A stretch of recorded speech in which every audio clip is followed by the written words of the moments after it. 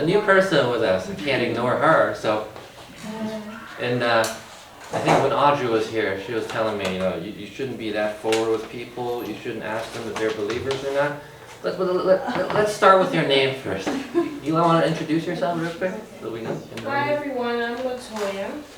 Hello. What else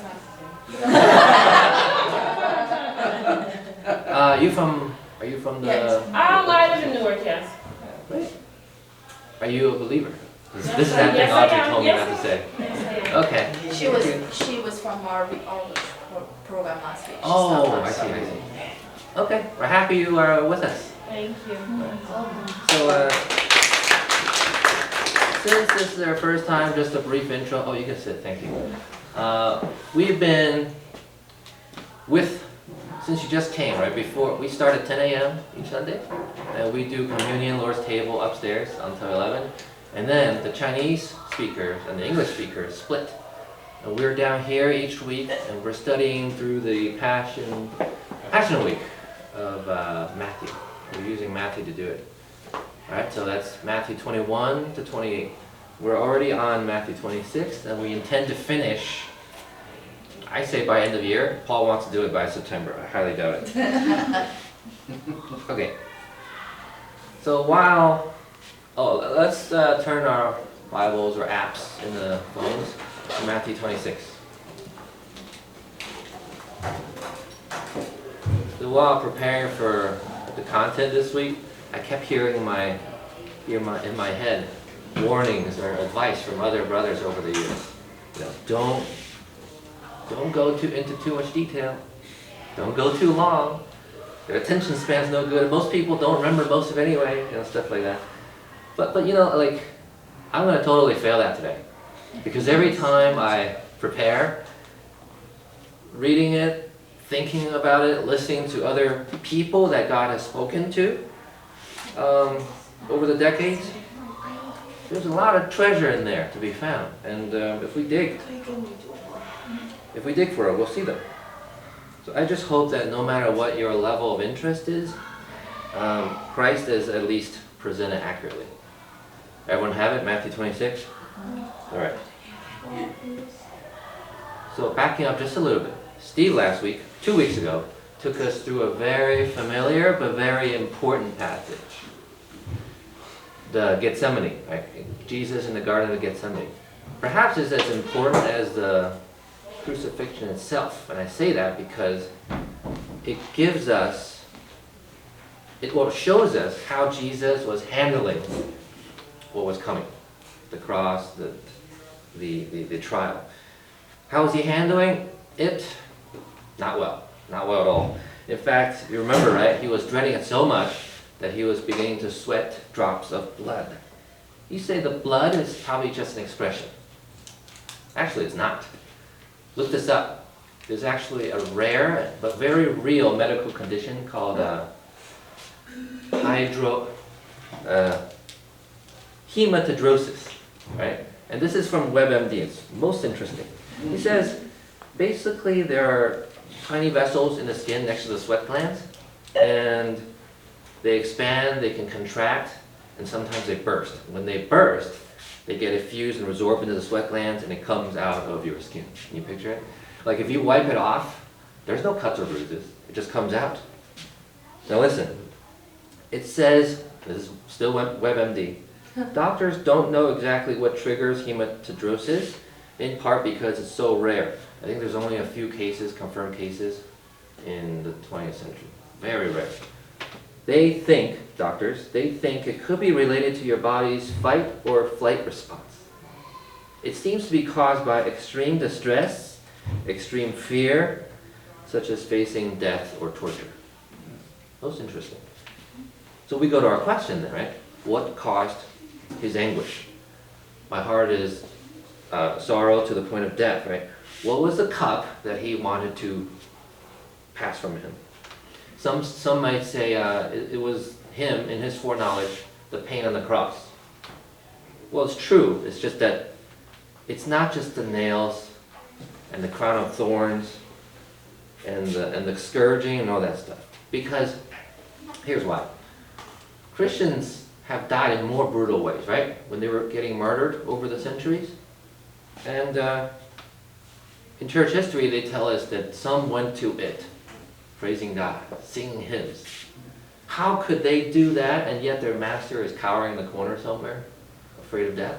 I want to take nothing away from his suffering on the cross. It's bloody, and the Bible says you couldn't even recognize him as a man by the time they were done. But that's not the reason. That's not what the cup was. That's not what he was dreading. So here's the real reason. Can we go to the next slide, please? I forgot. So this is a picture, the only kind of picture I could find on Jesus in Google Images. If you look up like Jesus Gethsemane, Jesus sorrow, Jesus sweating drops of blood.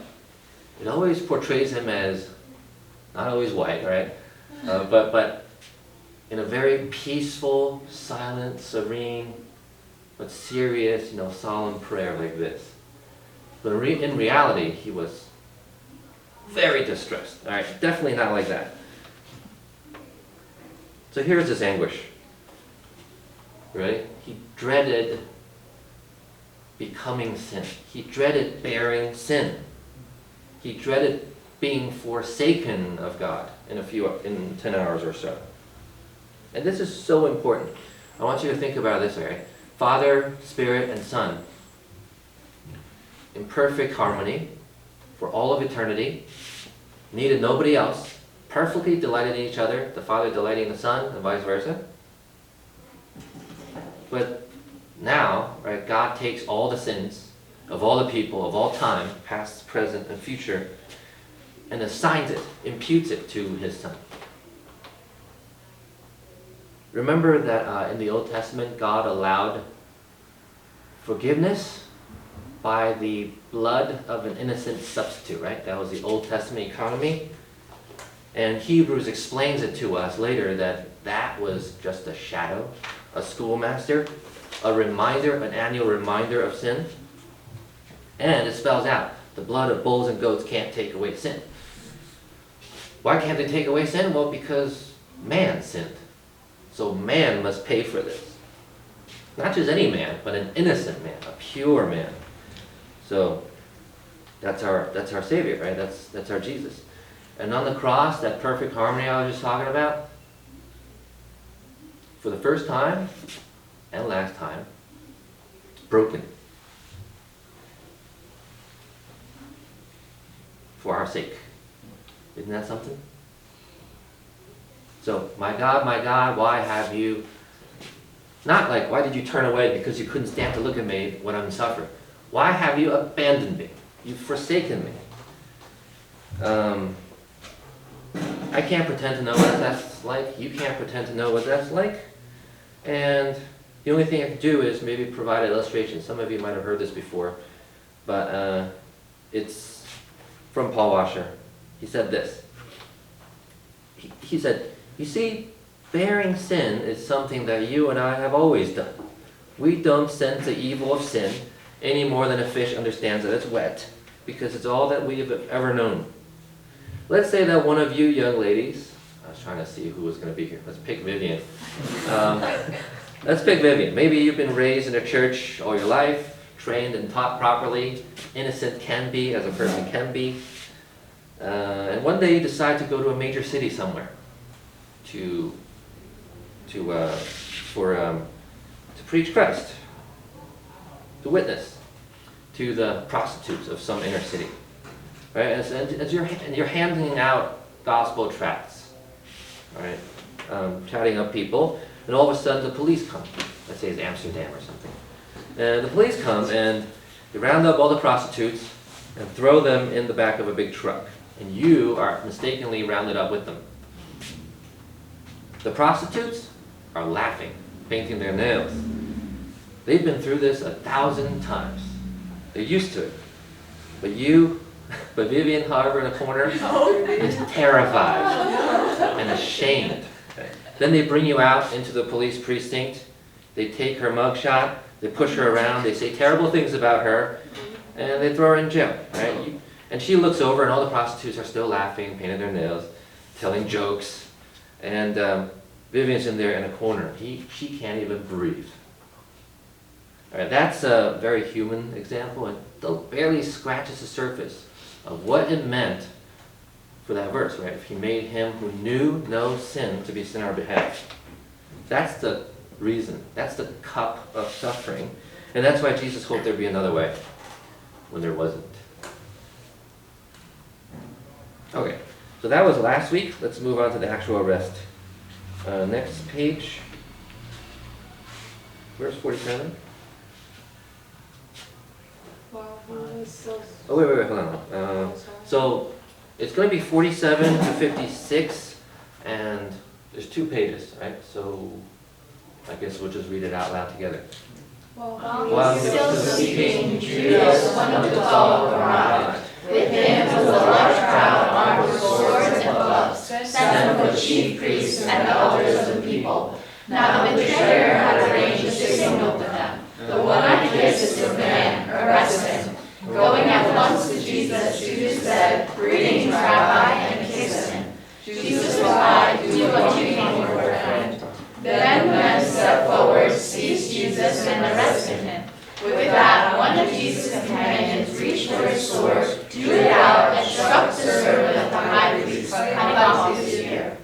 "Put your sword back in its place," he said to him, "for all who draw the sword will die by the sword. Do you think I cannot call my Father, and he will at once put at my disposal more than 12 legions of angels? But how then will the scripture be fulfilled that say it must happen in this way?"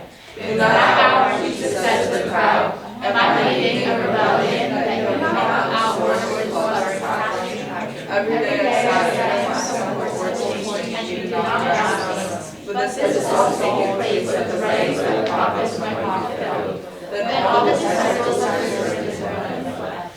Good. Next page. Mindless. All right. In going through this very straightforward narrative, it was difficult to find application, but as for going through the text, the best way I could find out how to, separate them is by the actual people that are there. You have the mindless crowd, you have the traitor, you have the failing disciples, and then you have Jesus. All right? Let's approach it that way. Let's start with the mindless crowd. Verse 47. You have your stuff open, right? So just go to the next slide, Tony. Thanks. All right.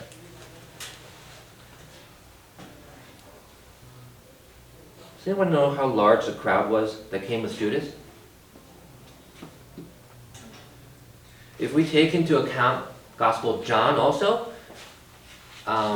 we have these people. We have the Sanhedrin, Pharisees, Sadducees, the high priest servants.